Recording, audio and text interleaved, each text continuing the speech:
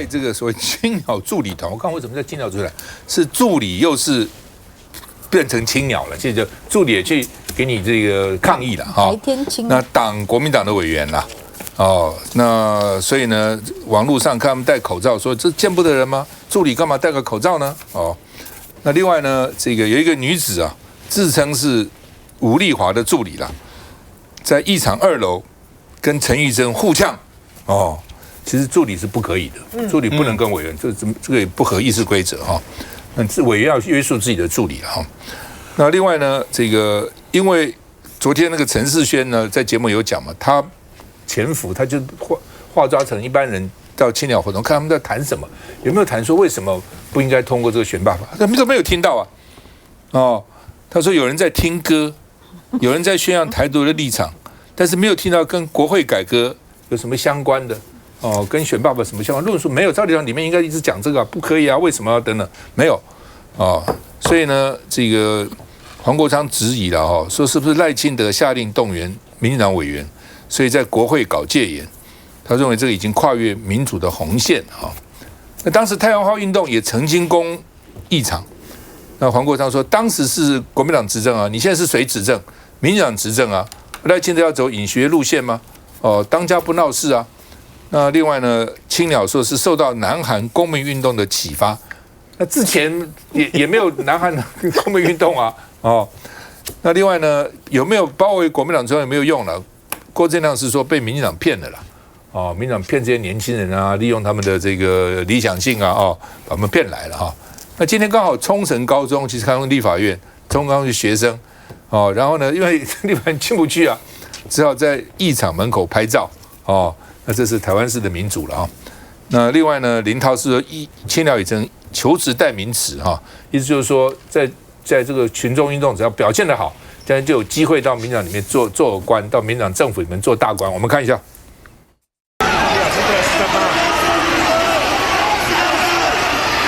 青鸟想冲进立法院内，民进党立委邱意莹夹在多名警方里面，希望集结场外力量。青鸟想各种方法，一度拿椅子垫高往前冲，所幸警方赶紧把椅子拿走，要守住最后一道防线。委员加油！不畏风雨，喊得声嘶力竭，边看议场内转播，掌握动态。傅昆萁下台，赖总统出面协调，要阻挡国民党力拼3读的选罢法、限速法以及财划法，破千名青鸟站出来，甚至有人彻夜力挺。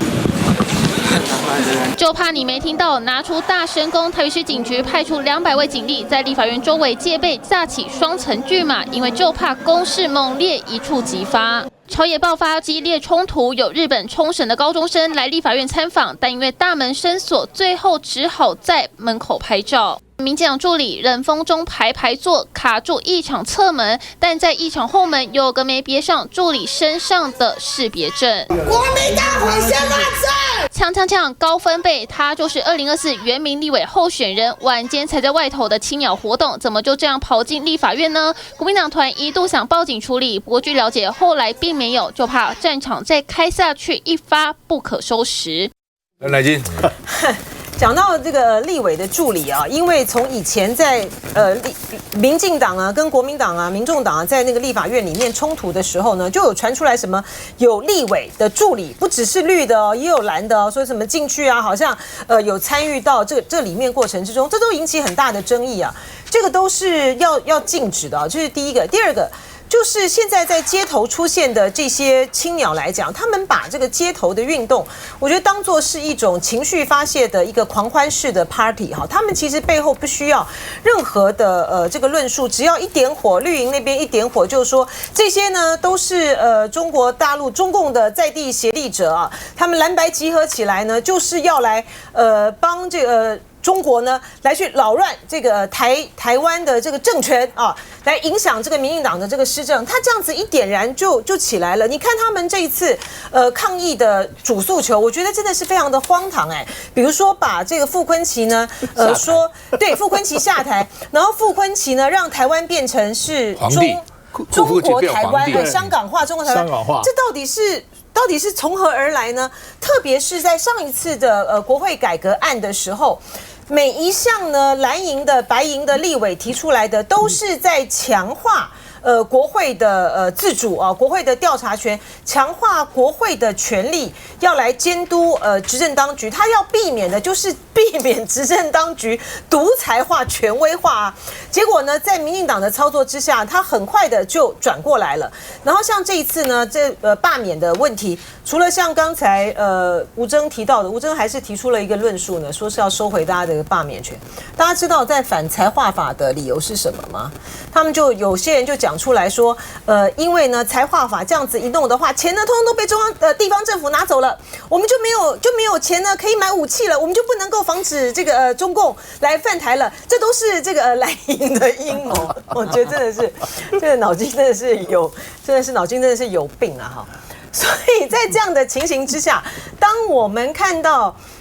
南韩的国会议员李在明他们翻墙进去，是真的是为了要去阻挡一个统治上面的一个独裁集权的宣布戒严令，而我们的钟嘉宾委员呢翻墙进去打破窗户，你要反的也不过就是一个选罢法的那个联署的资格加严而已哎。因为呢，大家理性的来看，他这次要通过的这些法，除了有关于这个资格加严，因为蓝白有共识，他会过关之外，现在呢，刚才讲到的那个过关的门槛+1，能不能过都还很难讲哎。好，然后那个宪法法院的诉讼法里面，能不能够照翁小玲的提案，就是由这个总额啊，然后2/3才能够过关？因为那个民众党也有不同的立场啊，事实上他根本也不会过啊，就为了这样子的一个案子搞了那么大的一个阵仗，所以他的目的呢，其实就在是一直不断的去操弄这些群众的情绪，等到民进党有需要的时候，就把他们点燃出来，罢免过不过关不重要。他们就是要累积这样的一个仇恨值，希望在下一次的这个选举的时候呢，能够一举改变现在的这个现状。如果说这样子，国家就到国家的危急存亡之秋的话，台湾都不知道亡几次了。就是每一次吴峥来到本节目，我们的节目主持人都把他摆在我旁边。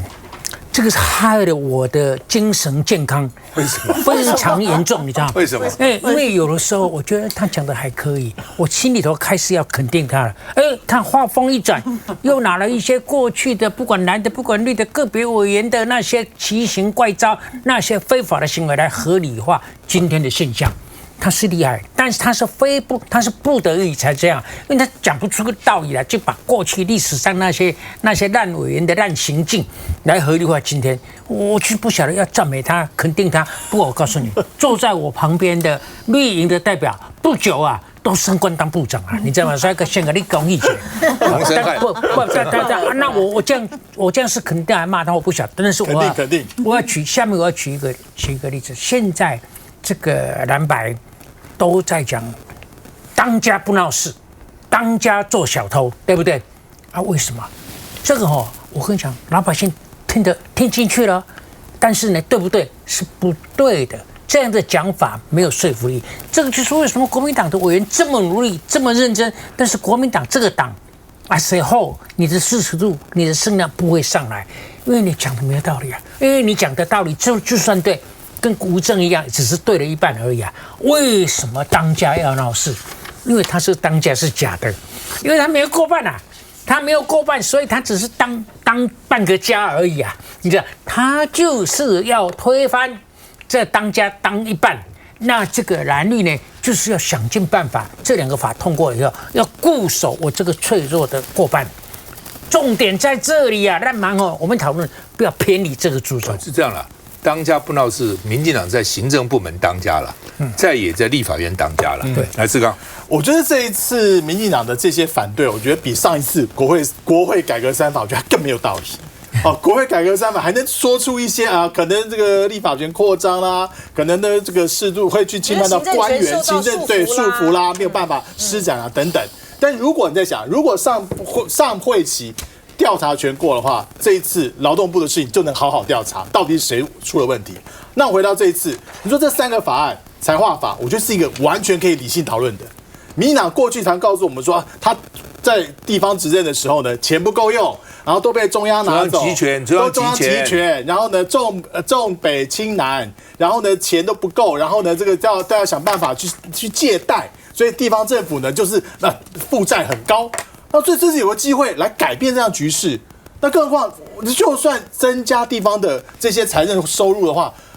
地方政府谁会当县市长，那很难讲啊。选举很快就会过啊。那再来就是说，就会没办法买武器，买武器的钱基本上谁敢删呢？你就看那个显见的事情，也不过大家在立法院里面，委员会里面谈一谈，就被遭威吓，然后很多的脸书就说你怎么可以去删这个亲中卖台，然后让台湾解除防卫，你选举预算还是都过了，那最后还是王定宇出面来去做一个协调，让有一个折中方案可以过，所以你就看不出来所有的论述在哪里。同样的，你说好，以前我们在街头做很多的罢免，就是知道我们就知道问题在哪里啊，所以才知道针对问题来解决啊。我坦白讲，我们也国民党那时候在动员很多社会团体去罢免的时候，我认为也有抄的啦，都有，蓝绿都有。那这一次我也听基隆说，那也抄的也很多啦，其实只能看什么对那笔迹就看得出来了。虽然这东画西画，有的还是用左手写，但是怎么样才看得出来？所以说，你针对制度上的弊病，我就提出一个方案，我想去问很多中间选民，基本上大家都可以接受，而且中间选民对无限制的罢免，其实坦白讲很烦的，非常的厌倦。立委是要看这个制度能不能长久的这个维持下去，不要去想现在对蓝对绿有利，那是会变的，真的会变，你不知道下次选举是怎样的。我举2个例子好了嘛。那是在立法院这个直辖市自治法，我以为我会当选台北市长啊，所以我当时要求所有的一级市长通通是政务官，以前不是的，以前一级也是事务官呐，全部变政务。说现在为什么直辖市的这个什么这个处长那个局长政务官是我提的，好，结果陈水扁当选了。那时候在立法院呢，要讨论那个空军1号的要买一个新飞机，民进党全力反对啊。尤其陈水扁全力反对了，就要变当选了。国民党强行表决，要变当选了。结果就是陈水扁在搭那个飞机，所以我觉得后来我觉得，真的经过这些事情，就知道你立法要讨论是这个法案有没有道理，能不能不管是蓝绿谁对大家是公平的，而不是说因为现在蓝营比较多我就反对，明年绿营比较多蓝营就反对，就变成这样。休息一下再回来。看无啦，看。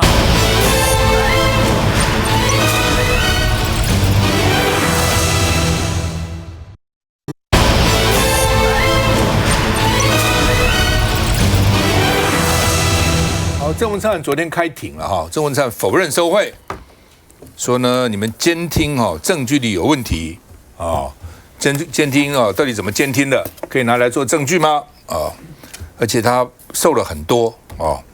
那他说高喊我非常的委屈，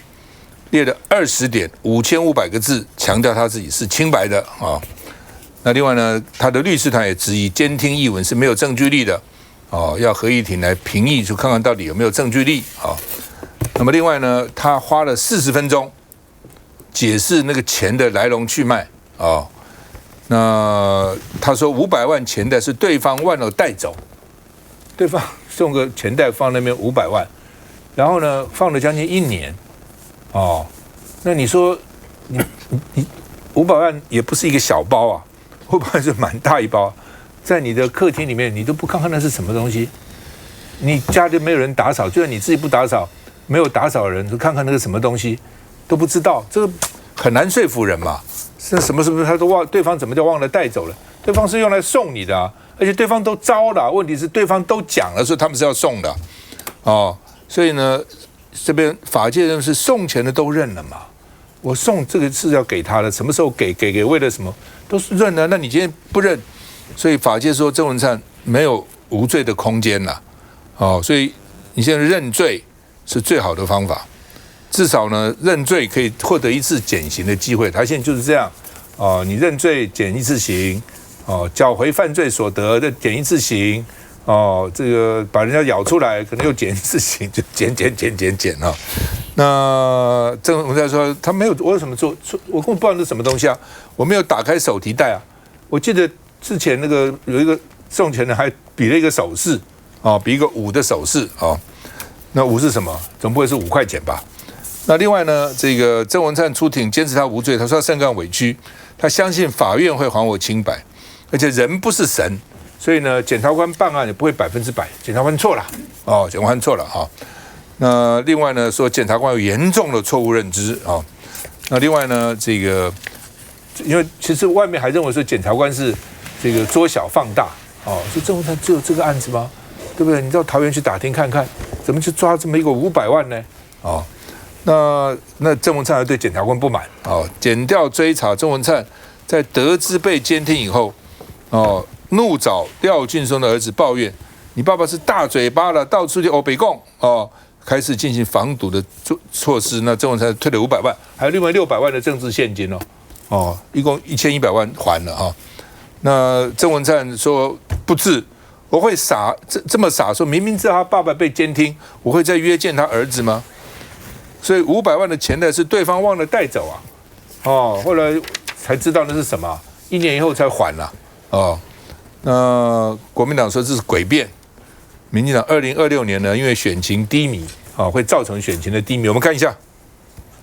动作利落走下车，前桃园市长郑文灿涉嫌贪污被起诉，首次开庭，精神不错，看似准备好了。今天还是做无罪答辩吗？今天会认罪吗？你有没有贪这500万啊？8月，郑文灿以2800万元交保，获得短暂自由。悬疑113天后，未开庭才露面。郑文灿亲自出庭，从早上9点35分开始替自己辩解，一路讲到10点40分，采取无罪答辩，抨击检察官有所错误论述，但又强调理解时间仓促，人不是神，难免出错。郑文灿涉贪案一共起诉11人，有好几人都认罪，像是前台塑高层侯水文，开庭后翻供认行贿，廖俊松父子也认，其中廖丽婷夫妻转为污点证人，只有杨兆麟仍否认犯行。郑文灿被检方求刑12年，第一次开庭替自己说了很多，先向妻小道歉，更说不会为钱被收买，最后斥责检察官先有结论再挂吧，希望司法还他清白。来，王慧，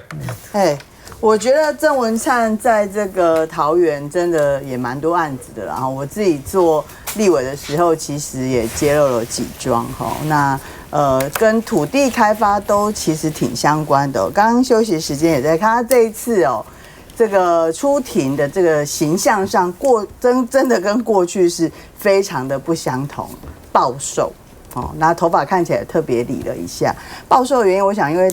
这段时间应该是很用心的在这个处理他的整个相关的一个答辩。然后目前这个外界的律师来看这个案子，跟看这个郑文灿他目前的策略，大概他们的律师团所采取的就是无罪答辩的这个策略啦，哈，所以大家可以看他写的洋洋洒洒一大堆哈。那就像刚刚前面大家提到的，其实他的选的这个案子其实是包含现金的部分678万，其实不止500万，然后678万，还有这个是当场有抓到的嘛哈，然后这个所谓的廖姓父子也是当庭就全部都认了哈，所以我觉得这个案子它其实证据应该是蛮清楚的哦，只是查这个案子而已吗？只查到这里吗？这跟我们所理解到的过去我所理解到的相关案件，我觉得好像停在一个比较单纯的案件里面啊。我觉得这样对这个赖清德总统他只说要速谈，这个应该要继续往下办才对。因为我觉得阿辉啊，晚会刚才讲的就是一般人的心声嘛。就说你郑文灿在桃园，你的 nickname， 你的绰号叫什么？所以大家现在最不服气的就是只有500万，而且这500万还没有放进口袋嘞。啊，参你讲的得什么也那个差太远了啊！你还强辩，这大家都不服气的。所以郑文灿不过他就是只有这样啦，他大概承认不承认，反正这个刑期都相当漫长，反正他这生就是毁了嘛。我跟你讲，政治人物刚刚那个另外一个阿辉啊，说像我们这种好男好女，不要当立法委员，你好进好出好退，就算不错了。每个人都好多人都身败名裂，应该去把王金平编的那一本所有的荣誉为顾问啊。你我都是立法院的荣誉顾问呢，像我们这样，到目前为止都还没有犯案的。算是很难得的。虎哲，他你说能够全身而退，搞政治搞那么久，能够全身而退的不容易了。其实对于郑文灿前长他的案情，其实坦白说，我真的也没有更多的资讯因为包含他当时被羁押以后，其实当然是我们没办法跟他取得联络。那其实在党部立场，我们也一直很谨慎的去保持这个距离了。那我想，所以其实能分享2点资讯，就是他涉入这个案子，林口这个5工业区的扩大案，其实最后在内政部现在是并没有审核通过的。也就是说，其实这个案子，你如果要说他有土地变更利益，其实这个利益并没有实现。那关于郑文灿他涉入这样子贪腐的案件，其实在之前我们民进党的这个联政会也已经在他羁押的时候就把他停权了。那按照我们联政会的这样的一个处理方式，如果最后真的一审判决出来有罪，那可能更严厉的处分都会出来。所以我想刚刚大家有提到说赖清德主席他对于肃贪的决心是不是真的？我想其实党的态度非常明确了。是吧？